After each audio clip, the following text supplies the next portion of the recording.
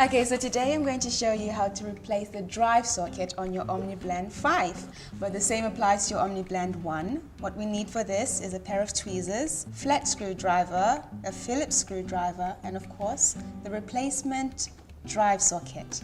What we need to do first is remove the rubber base. There we go. Okay, with the flat screwdriver, loosen the grey protection that is there.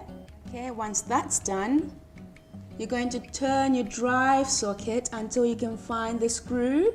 Okay, and now with your Phillips screwdriver, you're going to loosen the screw until you can remove the drive socket.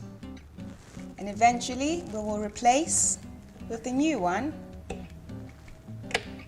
And twist again until you can find the screw.